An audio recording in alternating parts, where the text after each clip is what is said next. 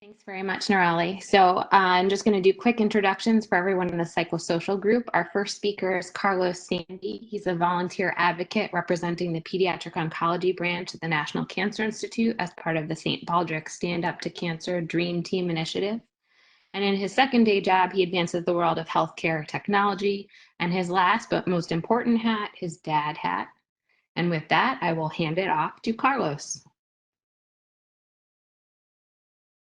Myself off of mute here. Hi, thank you. I'm again Carlos Sandy, parent of one of the early CAR-T cell patients at the NCI. And as you can see from the photo, I've done a lot of work with St. Baldrick's. So that's a photo from 2005, the year that Phineas basically spent as a poster child for St. Baldrick's.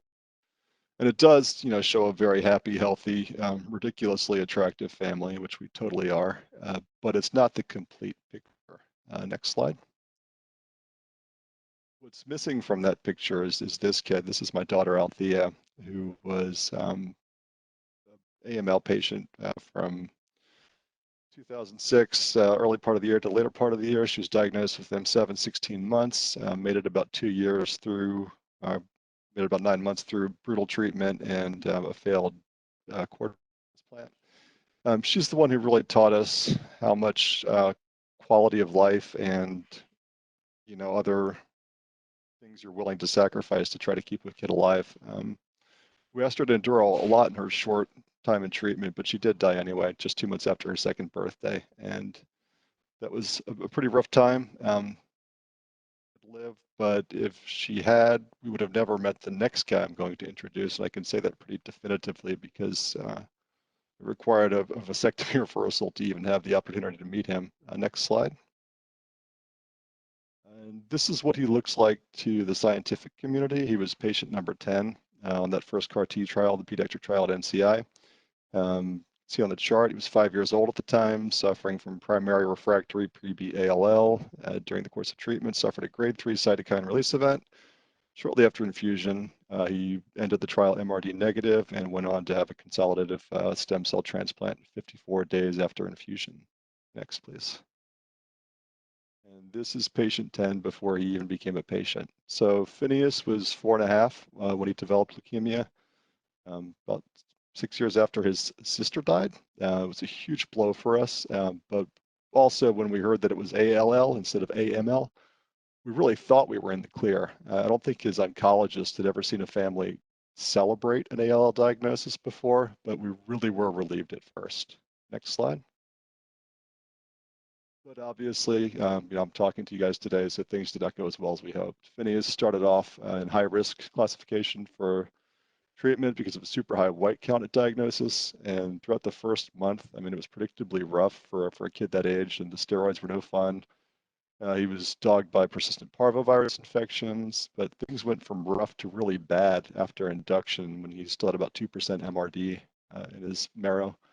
So he got put on the very high risk protocol, which at the time had an arm 2 that was the clofarabine arm, which fortunately got closed down before he ever got that stuff. But it looked like we were getting into the kind of chemotherapy that we'd hoped to avoid, and that was not good. So during month 2, during his second pegosparaginase infusion, Phineas went into full-on anaphylactic shock, and that was a perfect example of how 3 people in the same family can really perceive one event completely differently. My wife and I both came with him to clinic that morning, but she was out getting lunch when the whole reaction started. I didn't even bother to call her because I didn't think it'd be safer to be driving when she knew that our son was coding. So she completely missed out on all the action. But I remember it pretty vividly. The rapid response team leaping into action, the look on his doctor's face as he was watching this patient go down, the tone of his voice, just trying to talk him back.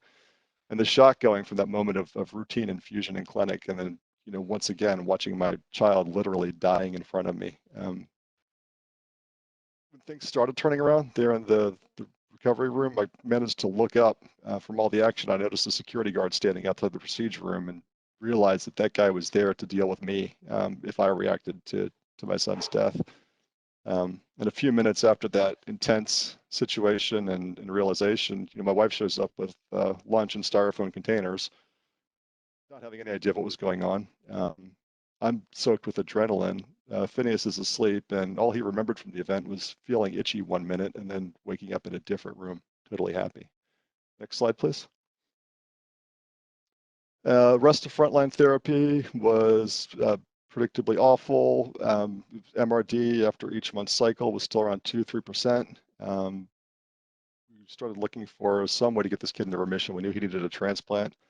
But in the meantime, we've really tried our best to just give him as much of a childhood as we could with whatever time we had with him. So we did things like setting up an above ground pool in the driveway. You can't quite see it there, but that blue patch is a ton of gravel I had dumped to level it out. You know, and in this picture, he's having a great time. You know, he's having a lot of fun, but my wife and I are completely freaking out because we knew he needed a transplant. We knew his disease was progressing. We knew we needed MRD negative, and really our best hope was this CAR-T trial at NCI. We'd already reached out, been provisionally accepted into the trial, got de-accepted because COG wanted to try another dose of methotrexate, another round of methotrexate.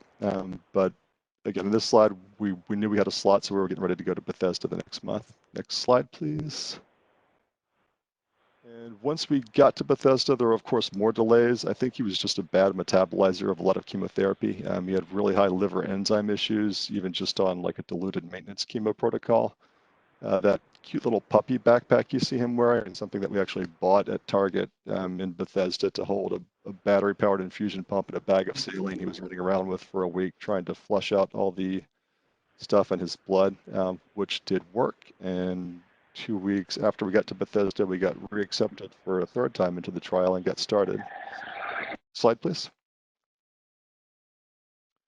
Post to the Caring Bridge site. So when Phineas got his T cells, we were told to expect things to get a little crazy in about a week. So I took my daughter back down to North Carolina thinking we had time. She started school, but 3 days later, he started spiking very high fever, losing his ability to speak, and within a couple hours of it all starting, he was verbally non-responsive and in ICU. This time I was the one away from the reaction when it started, but I did manage to drop my daughter off with some friends and hightail it back to Bethesda in time to spend night 2 in the ICU with Phineas. He was still completely unresponsive when I got there, but at about 3 in the morning, somebody was checking his lines and he uttered the first words since he went into CRS, which were, "Tell that stupid nurse to leave me alone."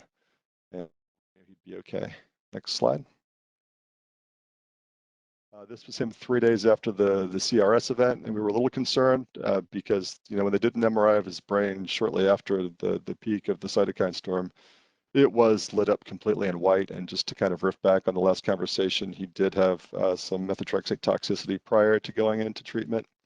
The radiologist actually said he was surprised the kid was actually able to walk, looking at that brain scan, and they couldn't tell if it was intrathecal or CRS or something else going on. But we really weren't too worried about it because he was improving, and even the monkey foot thing wasn't too worrying because, next slide, we'd seen that behavior before. So not the first time we saw the kid confusing hands and feet, probably not related to cytokine response. Next slide. Within a week or two, he was feeling well enough that we snuck out of the NCI for a day trip up to the Catoctin Mountains to go hiking. So issues were resolving quickly. Next slide, please. And by October, he was able to have the transplant we were desperately hoping for.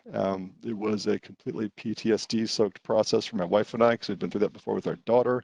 But clinically, he did phenomenally well. I mean, he went in strong, healthier than he'd been since he got diagnosed, and really sailed through with minimal GVHD and almost no adverse events whatsoever during transplant. So we credit the CAR-T with putting him in position for that kind of success. Next slide, please. Brief aside, so during that last slide, we were on a trip to the beach. He discovered frozen waffles, and so when Make-A-Wish asked him what his one wish was, if he could have anything in the whole world, he asked for a 4-slice toaster. Fortunately, they talked him out of that, and he took the Orlando trip instead. Next slide. And this is Phineas 7 years later with his original syringe that was taken about 3 days ago. Really, this all worked out better than we could have ever hoped for us. The uncertainty was probably the hardest part of it all, not knowing if it would actually work or not, but relative to what we experienced with my daughter and other things he experienced during his treatment. CAR-T, I don't want to say it was a breeze, but it was certainly not the worst part of the experience and didn't last very long. So we're extremely grateful for that. I'm grateful for the 10 minutes I've got here today. I see it's running out, but thank you for the time. Thank you for everything you guys are doing, and keep on sciencing. U.S. Department of Health and Human Services, National Institutes of Health, National Cancer Institute, cancer.gov, 1-800-4-CANCER.